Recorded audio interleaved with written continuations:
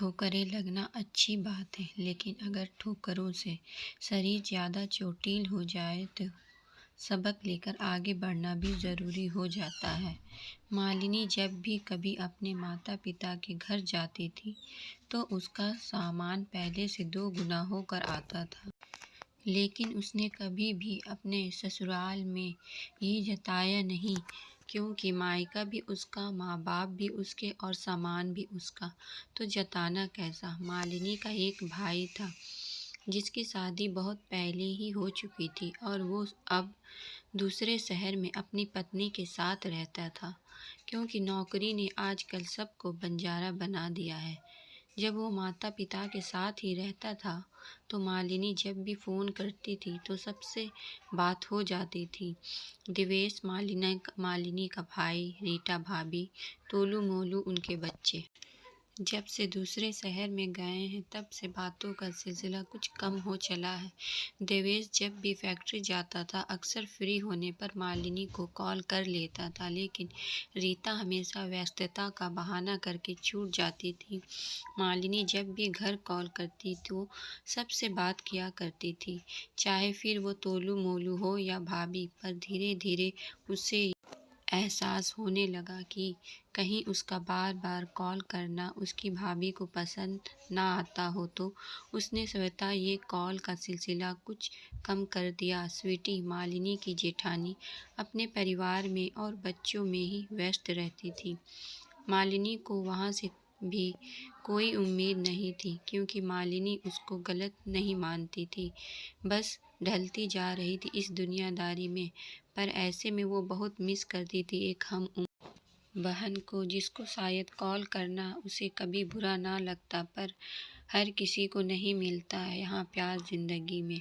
और धीरे धीरे मालिनी ने भी खुद को व्यस्त कर लिया इस भागती दौड़ती ज़िंदगी में।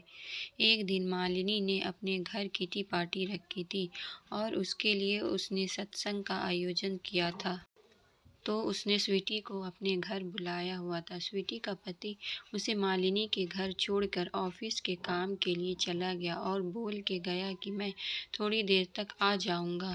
स्वीटी ने देखा कि अर्जुन, उसका पति, को आने में अभी टाइम लगेगा, तो उसने मौके का पूरा फ़ायदा उठाया और बच्चों के साथ गप्पे मारने बैठ गई। मालिनी जो काम कहती वो स्वीटी कर देती और फिर आकर बैठ जाती, तो साफ पता चल रहा था कि वो जो भी कर रही है मजबूरी में कर रही है। तो मालिनी ने उससे कुछ नहीं कहा और सारा काम जल्दी जल्दी निपटाने लगी। सत्संग शुरू हुआ, औरतें आने लगी और थोड़ी देर में अर्जुन भी आ गया, तो स्वीटी ने उसे देखते ही काम करना शुरू कर दिया और औरतों के बीच कानाफूसी भी शुरू हो गई कि मालिनी की मौज है, उसे स्वीटी का सहारा मिल जाता है, हमें तो सब कुछ अकेले ही करना पड़ता है। ये सब बातें मालिनी के कानों में पड़ी तो उसे बहुत बुरा लगा, क्योंकि सारा काम उसने खुद ही किया था। पर उसने इस बात पर चुप रहना ठीक समझा। कुछ दिनों बाद मालिनी की भाभी का जन्मदिन था, तो मालिनी ने उसे बहुत अच्छे से मुबारकबाद दी और उसके दूसरे शहर में होने के बावजूद उसके लिए अच्छा सा तोहफा लेकर गई। लेकिन उस दिन उसकी भाभी ने उसे बहुत अच्छे से बात नहीं की, तो उसे लगा कि शायद किसी बात से उनका मूड ठीक नहीं हो। कई बार उसने ये देखा कि जब उसका भाई सामने होता या तो भाभी अच्छे से बात करती थी, लेकिन जब वो सामने नहीं होता तो उसे मूड खराब होने का नाटक देखना पड़ता था।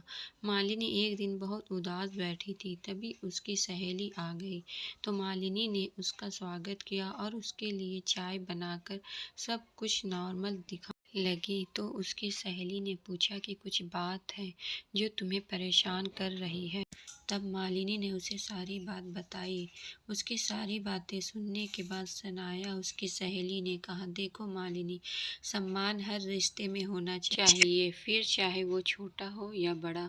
और अगर सामने वाले को आपका सम्मान करने नहीं आता तो आपको भी एकदम पीछे हटाकर उसे ये एहसास दिलवा देना चाहिए मालिनी को समझ आ गया था कि उसे क्या करना है। अगले दिन स्वीटी के बेटे का बर्थडे था तो मालिनी वहीं गई और ये बोलकर बैठ गई कि उसकी तबीयत ठीक नहीं है और चक्कर आ रहे हैं, बस भैया की जिद करने पर आई हूँ। स्वीटी ने जो काम मालिनी के हिस्से के लिए छोड़े हुए थे वो उसे खुद करने पड़े। ऐसे में उसका चेहरा उतर गया और जैसे ही उनके सास ससुर आए तो मालिनी बोली, मुझे अब थोड़ा अच्छा लग रहा है, मुझे बताओ ना क्या काम करना है। ऐसे में उसकी सास ने कहा, हमारी मालिनी बिना तबीयत की परवाह किए हमेशा दूसरों के बारे में सोचती है।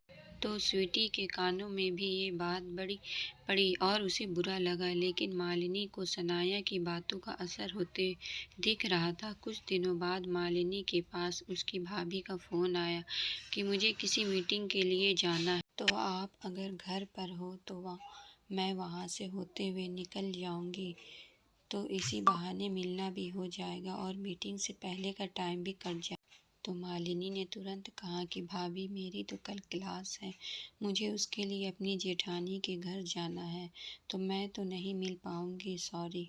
मालिनी की बात सुनकर रीता को बुरा लगा तो उसने ठीक है कहकर फ़ोन रख दिया, पर मालिनी के पति को समझ नहीं आया कि उसने ऐसा क्यों किया। पर मालिनी को समझ आ गया था कि अब से उसे किसके साथ और क्या करना है। आखिर सम्मान पाना सबका अधिकार है।